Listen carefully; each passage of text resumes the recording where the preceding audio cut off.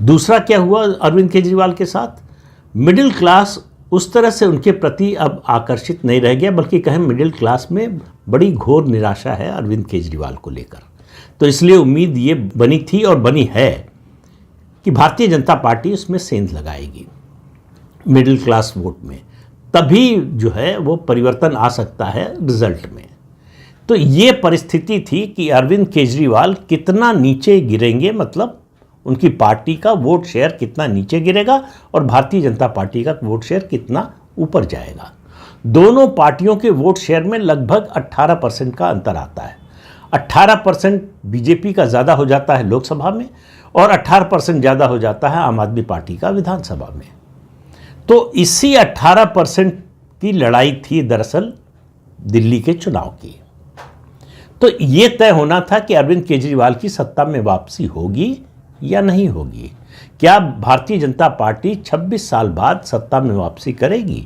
आखिरी बार उसकी सरकार 98 तक थी, 93 से 98 तक। उसके बाद दिल्ली में भाजपा सत्ता में नहीं आई कभी।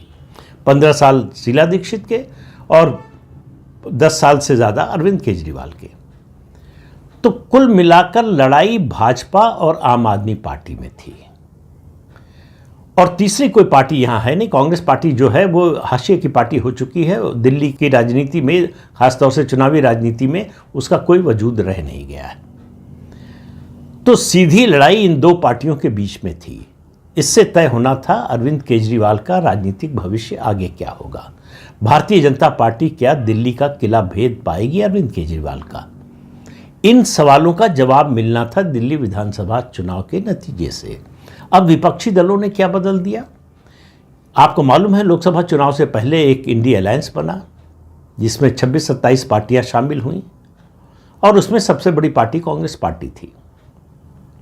अब इस चुनाव में इस गठबंधन की पार्टियों में से ज़्यादातर, सिर्फ दो को छोड़कर, डीएमके और जेएमएम, ये दो पार्टियां हैं जो अरविंद केजरीवाल के समर्थन में खुलकर नहीं आई हैं। बाकी सभी पार्टियां खुलकर अरविंद केजरीवाल का समर्थन कर रही हैं और ऐसी पार्टियां हैं ये जिनका दिल्ली में कोई जनाधार नहीं है। तो सवाल यह है कि वो चुनाव के नतीजे को प्रभावित करने की स्थिति में तो नहीं है, फिर अरविंद केजरीवाल का साथ क्यों दे रही है?